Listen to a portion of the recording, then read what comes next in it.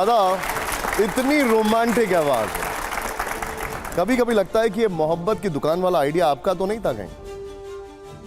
उसमें क्या जूते चप्पल बिकते हैं? मोहब्बत बिकती है दादा? किसने बोला?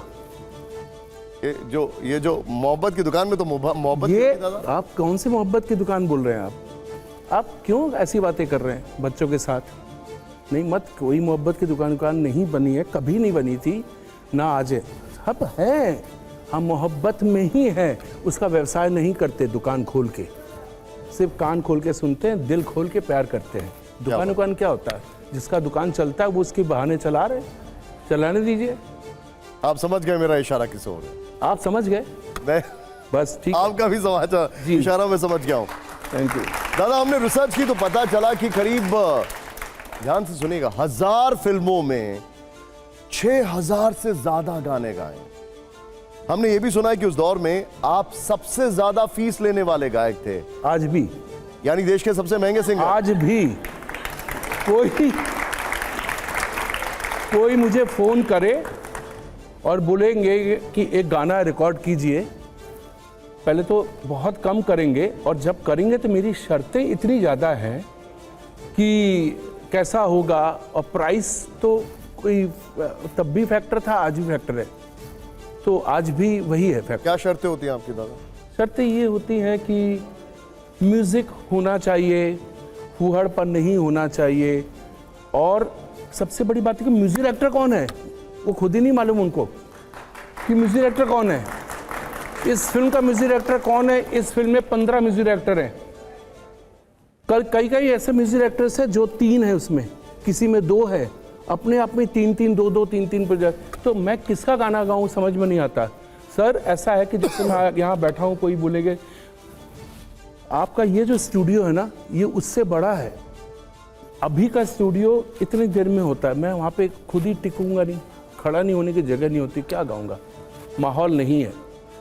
हमारे टाइम गाना बनाया जाता है, क्रिएट किया जाता है, यहाँ पे फ़ोन पे गाना ऐसे ऐसे ऐसे करो, ये रेडियो, कोई अपने गांव से गा रहा है, कोई वहाँ से गा रहा है, तो हो सकता है कि मैं भी कानपुर में जाके वहीं से गाऊंगा।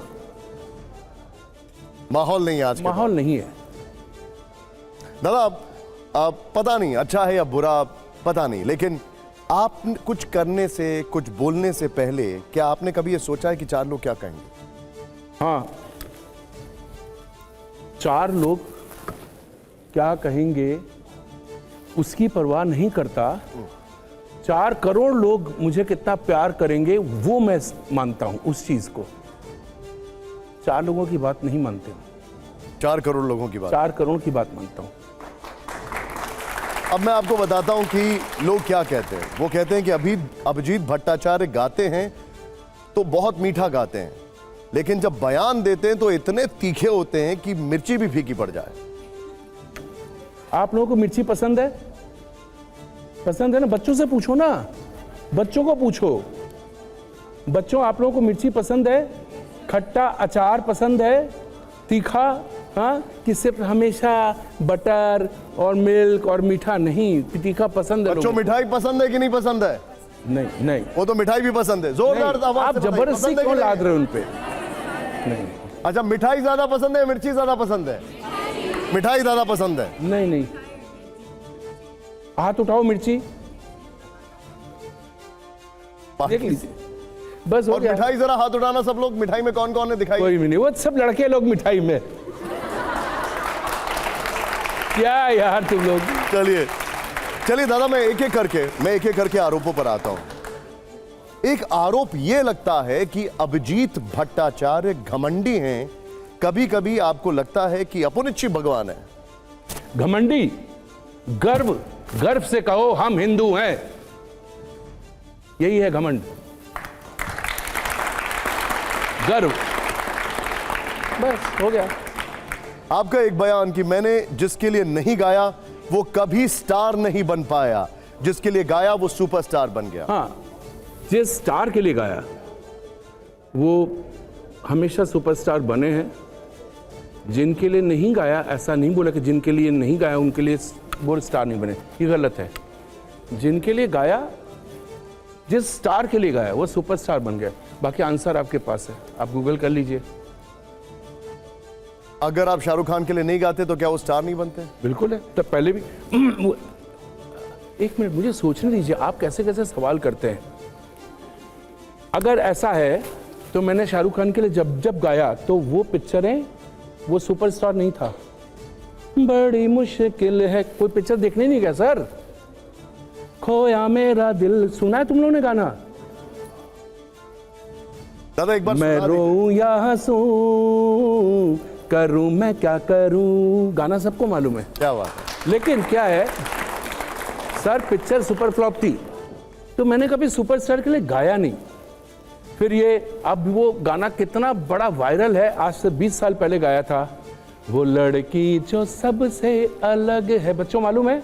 वो लड़की जो सबसे अलग है, पिक्चर फ्लॉप थी। तो मैंने किसी सुपरस्टार के लिए नहीं गाया सर, ये फ्लॉप पिक्चरें थी जिसमें मैंने गाया है। सुपर हिट पिक्चरों में लोगों ने गाया है, लेकिन मैंने फ्लॉप पिक्चर के गाने भी हिट हुए हैं मेरे। मैं ये नहीं कहूँगा कि मैंने कराया, नहीं, ऐसा नहीं है। गाने अच्छे थे, चल गया। किस्मत अच्छी थी जो उनको अच्छे गाने मिले, मेरी किस्मत अच्छी थी जो मुझे अच्छे गाने मिले। 17-18 साल से आप शाहरुख खान के लिए नहीं गा रहे हैं। हाँ, जब शाहरुख वो अभी भी स्टार हैं, सुपरस्टार हैं, दुनिया के सुपरस्टार्स में उनकी गिनती हो। देखिए, आप या तो इसको कॉमेडी शो बना लीजिए, तो मैं कॉमेडी करता हूँ। कॉमेडी के हिसाब से मैं ये कहूँगा कि जब शाहरुख खान को, जब वो यंग थे तब मेरी यंग वॉइस चलती थी। हो गया आंसर। आपकी वॉइस तो अभी भी यंग है। हाँ, वही तो आंसर है मेरा। समझ गया मैं, मतलब वो शाहरुख खान ओल्ड लोग हैं इसलिए यंग। ऑब्वियसली नहीं सूट करेगी, मेरी वॉइस टू यंग। दादा एक कसम ली क्यों थी आपने? नहीं, ऐसा नहीं है कि कसम मैंने लिया। अब ये देखिए, ये आप गूगल कर लीजिए, सबको मालूम है कि क्या केस है। ये आत्मसम्मान, आत्मस्वाभिमान, सेल्फ रिस्पेक्ट कि मैं खुद को बहुत मानता हूँ, सम्मान करता हूँ मेरे आर्ट को। हर आर्टिस्ट को सम्मान करता हूँ। हर आर्टिस्ट एक क्रिएटर होता है, ऐसा नहीं कि बस आया करके चला गया, ऐसा नहीं है।